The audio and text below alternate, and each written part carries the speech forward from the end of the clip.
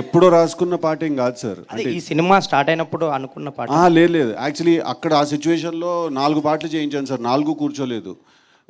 ర్యాండమ్గా అచ్చుతో ఒకరోజు మాట్లాడుతూ he sent tune and we were like okay this is exact kind of tune we want. And మాకు ఆ రోజు టైం లేదు, వేరే లిరిసిస్ట్లకు మాట్లాడి ఫోన్ చేసి. అండ్ ఆల్సో నాకు ఆ పాట వింటే నాకు ఫీలింగ్ వచ్చింది సార్, నాకు రాయాలనిపించింది, నేను రాశాను యాక్చువల్లీ అంతే. ఓకే, డీజే టిల్లు విషయానికి వస్తే రామ్ మిర్యాల గారి సాంగ్ ఎంత పాపులర్ అయిందో అనిరుద్ గారు పాడిన పటాస్ పిల్ల కూడా. సో ఈ సీక్వెల్ కి సంబంధించి ఆయన ఏమైనా అప్రోచ్ అయ్యారా? ఆయన పాట ఏమన్నా? లేదు సార్, పాటలు అయిపోయండి ఇంకా. ఇప్పుడు కాదు, స్టార్టింగ్ లో ఏమన్నా అనిరుద్ గారిది ఏమన్నా? లేదండి, ఈ సాంగ్ అచ్చు కంపోజ్ చేసినప్పటి నుంచి డే 1 నుంచి we had decided that Sriram Chandra is the right voice for this song అని. బికాజ్ రీసెంట్గా తను పాడిన ఓ రెండు మేఘాలు పాట ఉంది కదా బేబీలో, which is huge blockbuster. అది విన్నప్పటి నుంచి I fell in love with his voice and తనే పాడాలి ఈ పాట అని డే 1 నుంచి మేము డిసైడ్ అయ్యాను సార్. సిద్ధు గారు ఇక్కడండి, ఇక్కడ సార్. సార్ మీరు ఇందాక నుంచి మాట్లాడుతుంది మీ డీజే టిల్లు ఫ్యామిలీ పిక్చర్ అండి. దేనికంటే అందరూ మా ఇంట్లో పిల్లలు ఇప్పుడు కూడా టీవీ ఆన్ చేసుకుని ప్రతిరోజు చూస్తున్నారు. Absolutely it's a family film. ఇది కూడా ఓకే, దీని గురించి కూడా నా క్వశ్చన్ ఏంటంటే, ఎందుకు మిమ్మల్ని రాధికాలు అంత ఇబ్బంది పెడుతున్నారు? ఎంతమంది రాధికాలు మిమ్మల్ని లైఫ్లో ఇబ్బంది పెట్టారు? సార్ ఇప్పుడు రియల్ అది కూడా కాదు, అట్లా కూడా తప్పు, అది కూడా తప్పు, అలా కాదు సార్. ఇప్పుడు రాధికాలు ఫస్ట్ ఆఫ్ ఆల్ నన్ను ఇబ్బంది పెట్టట్లేదు సార్, టిల్లు గారిని ఇబ్బంది పెడుతున్నారు సార్. ఓకే, రెండోది ఏంటంటే సార్, ఇప్పుడు ఒకసారి మనసు విరిగితేనే ఇలాంటి సినిమాలు తీయగలుగుతాం సార్ మనం. అట్లా అన్నన్ని విరిగిపోతే మొత్తానికి ఇంటికి వెళ్ళిపోతాను సార్ నేను. ఒకసారి విరిగాక బుద్ధి వచ్చి ఓకే ఇప్పుడు మనం ఉన్న ఫీలింగ్ అంతటిని కూడా మనం ఎలా ఆర్ట్ ఫామ్లో కన్వర్ట్ చేయాలని సినిమాలు రాసుకుంటూ తీస్తున్నాం అంతే సార్. ఒకసారి విరిగితే చాలు సార్, లైఫ్ లాంగ్ బుద్ధి వచ్చేస్తుంది. అనుపమ గారు, ఇందాక మీరు మాట్లాడుతూ ఇలాంటి క్యారెక్టర్ ఎందుకు చేశారంటే లిమిటేషన్స్ అని ఒక మాట వాడారు. లిమిటేషన్స్ అవన్నీ పక్కన పెట్టి చేసాను ఫస్ట్ టైం.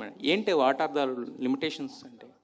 అంటే యాజ్ అన్ యాక్టర్ నేను కంఫర్టబుల్గా చేసే కొన్ని క్యారెక్టర్స్ ఉన్నాయి. ఇప్పుడు మనం బయటికి వెళ్ళినప్పుడు మామూలుగా కంఫర్టబుల్గా వేసుకున్న రెగ్యులర్ క్లోత్స్ ఉన్నాయి కదా, అలా కాకుండా మనకి అప్పుడప్పుడు కొత్త క్లోత్స్ కూడా వేసుకోవాలి కదా, అప్పుడే మనకి ఏం నచ్చుతుందని తెలుస్తుంది. సో యాజ్ అన్ యాక్టర్ కూడా ఇన్ని ఇయర్స్ నేను చేసిన క్యారెక్టరే మళ్ళీ చేసినప్పుడు ఎవరికైనా బోర్ వస్తుంది కదా, అదే నాకు కూడా వచ్చింది. బట్ మోర్ దెన్ దాట్, ఈ లిల్లీ అనే క్యారెక్టర్ ఆర్ ఈ సినిమా డీజే టిల్లు స్క్వేర్ అని ఈ సినిమాలో నాకు వచ్చిన క్యారెక్టర్ని వదులుకోవడం అన్నది నాకు తెలిసి that would have been the biggest stupidity that I have done. ఒక్క కమర్షియల్ సినిమాలో కూడా అమ్మాయికి ఇంత మంచి క్యారెక్టర్ దొరకదు అని నేను చెప్తాను మీకు, నేను రాసిస్తాను మీకు. సో అలాంటి ఒక మంచి క్యారెక్టర్నే వదులుకోవాలని నేను అనుకోవట్లేదు. So whatever limitations that be, as an actor it's my duty to act.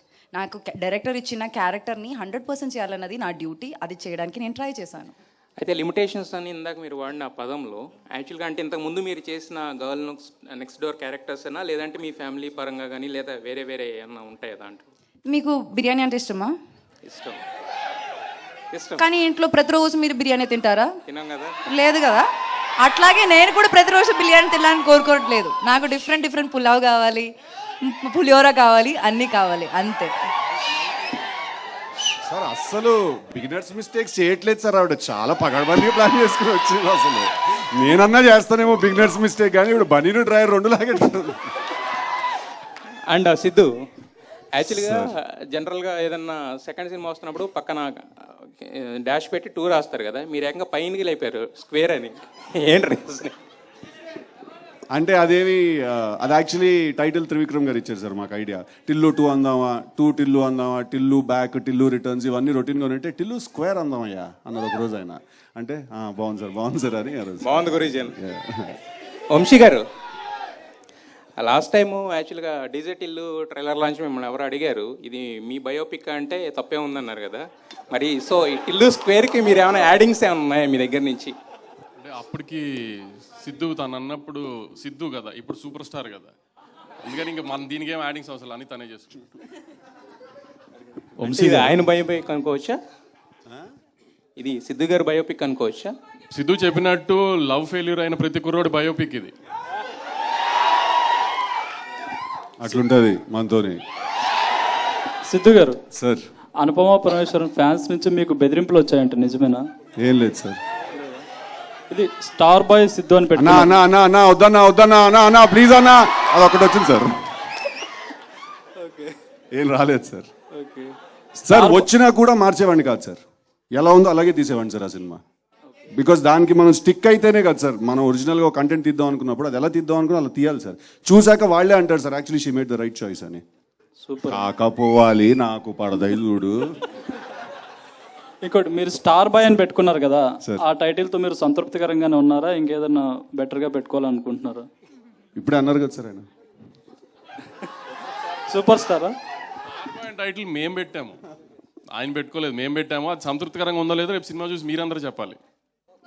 Siddhu general గడ్డి గారు, సిద్ధు జనరల్ గడ్డి గారికి ఒక క్వశ్చన్. సార్ మొత్తం పేరు పెట్టి పిలిచారు భయం వేస్తుంది, చెప్పండి. నేను బాలగంగాధర్ తిలక్ క్యారెక్టర్ గురించి క్రియేట్ చేశారు మీరే.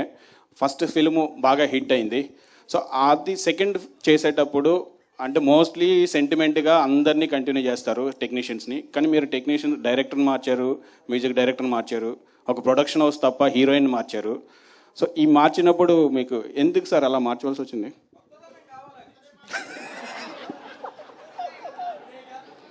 గలీజ్గానే ఉన్నారు అరే నువ్వు.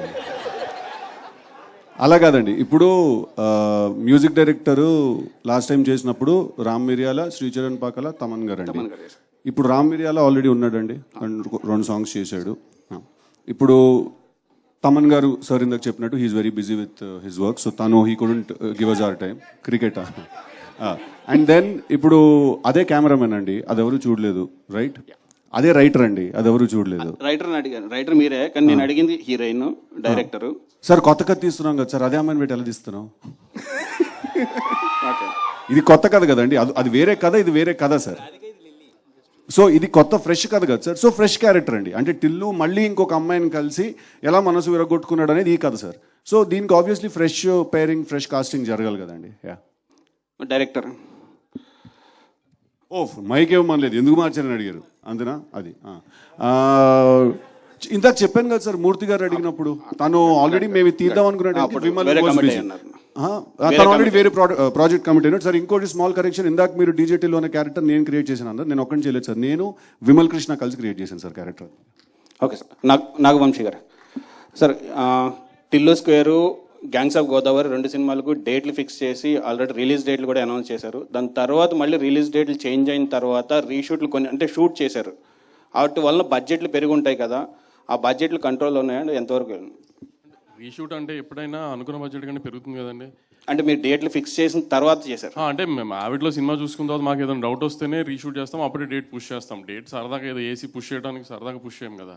సో అట్లా ఏదన్నా అయినప్పుడు రీషూట్ చేసినప్పుడు ఖచ్చితంగా బడ్జెట్ పెరుగుతుందండి. కానీ ఆ రీషూట్ మీద పెట్టిన బడ్జెటే ఒక 10 times వెనక్కి జనం నుంచి వస్తుందని హోప్తోనే రీషూట్ చేస్తాం.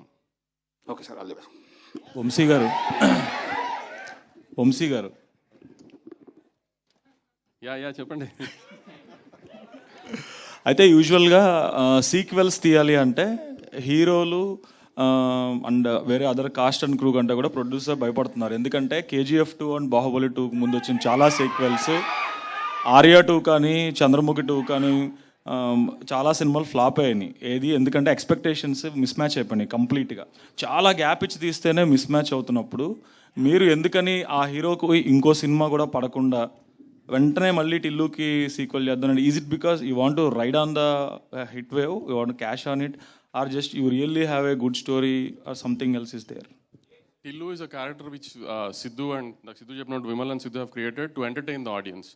We are 200% sure that Tillu Square lo kuda Tillu will entertain you.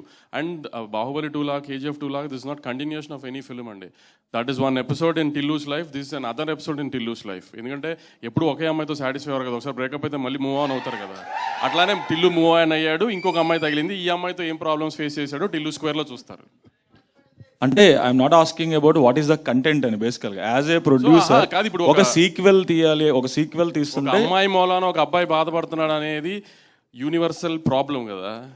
అది జనాన్ని ఎన్నిసార్లు థియేటర్లో చూపించినా ఎంజాయ్ చేస్తారనే ఉద్దేశంతో తీస్తున్నాం. మళ్ళీ అంటే అంత యూనివర్సల్ ప్రాబ్లం అని అనుకోవట్లేదు. కమింగ్ బ్యాక్ టు ఇంకో మీ అదర్ రివల్యూషన్, నిజంగానే ఈ మాట అన్నావా రాధిక?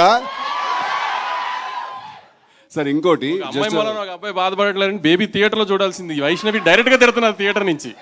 కాదు సార్, ఇంకోటి, ఇది part 1 part 2 కాదు సార్, ఇది ఒరిజినల్ అండ్ ఇది సీక్వెల్ అండి. ఇది దానికి చాలా డిఫరెన్స్ ఉందండి. పార్ట్ 1, పార్ట్ 2, బాహుబలి 1, బాహుబలి 2 అది కంటిన్యూస్ స్టోరీ అండి, one big story. So that is what actually, sir, that is what I am putting in. Bahubali 2 and KGF 2 is one continuous story kabatti. Correct, sir. The sequel whatever, the continuation is always bigger than the first one.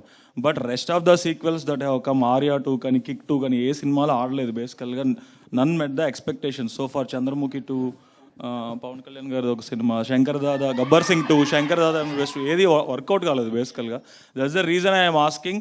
Characterisation మాత్రమే తీసి కొత్త story రాసినప్పుడు అది gap ఇవ్వకుండా వెంటనే మీ next immediate film ఇదే అవ్వడం, ఇది వంశీ గారు చెప్పారు, అడిగారని మీరే అన్నారు. అందుకే చెప్పండి, వంశీ ఎందుకు ఇలా గారు నన్ను బంధించేశారు మీరు?